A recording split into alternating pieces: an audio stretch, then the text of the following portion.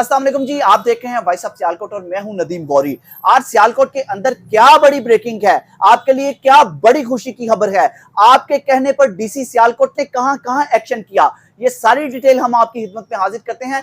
कल हमने एक वीडियो बनाई जिसमें हमने शिकायत दर्ज करवाई डीसी सियालकोट से।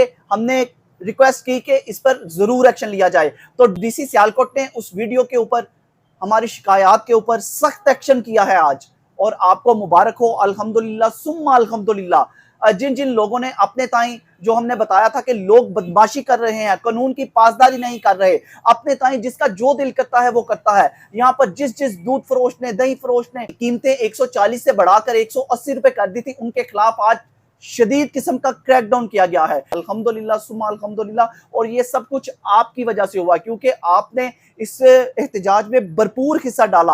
आप अपने हक के लिए बोले, आपने कमेंट्स किए, आप अपने हक के लिए खड़े हो गए। जो एसी सियालकोट हैं, गुलाम सरवर शायद इनका नाम है, उन्होंने सुबह से तकरीबन 10 लोगों के खिलाफ मुकदमात दर्ज करवाए हैं।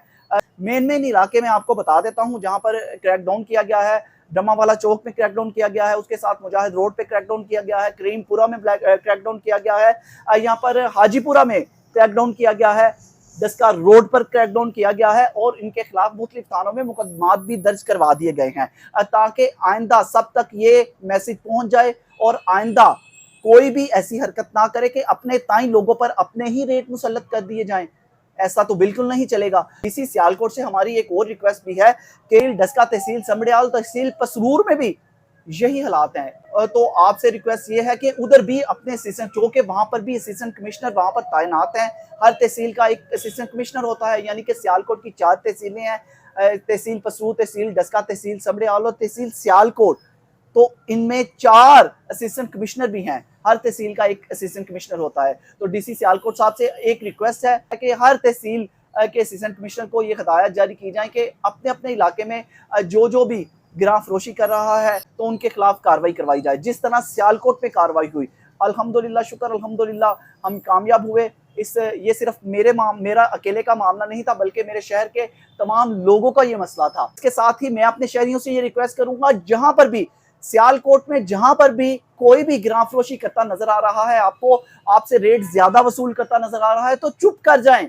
आप ये नंबर में, आपको नीचे आप नंबर देख सकते हैं, इस नंबर पर उस दुकानदार की शिकायत जरूर दर्ज करवाएं। अपने हक के लिए बोलें, अपने हक के लिए खड़े हों। कहीं पर दूध महंगा फरोख्त किया जा रहा है, कहीं पर दही महंगा फरोख्त किया जा रहा है, कहीं पर दालें महंगी फरोख्त की जा रही हैं, कहीं पर गोश्त महंगा फरोख्त किया जा रहा है, कहीं पर चिकन महंगा फरोख्त किया जा रहा है, तो चुप करके उस दुकानदार के खिलाफ इस नंबर पर कंप्लेंट की जा सकती है, फौरी एक्शन लिया जाएगा।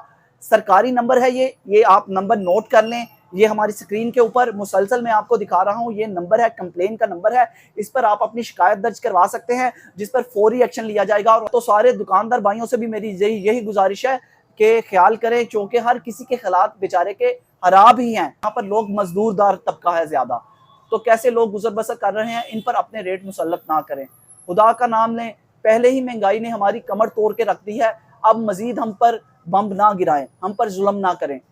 फिलहाल यही स्टोरी थी, यही इतला थी, आप लोगों के लिए मुबारकबाद थी, तो सोचा आपसे बातचीत कर ली जाए। तो फिलहाल यहाँ से अपने भाई नदीम गौरी को इजाजत दीजिए। अपना बहुत सा ख्याल रखिएगा और हमें दुआओं में याद रखिएगा। अल्लाह हाफिज। पाकिस्तान जिंदाबाद।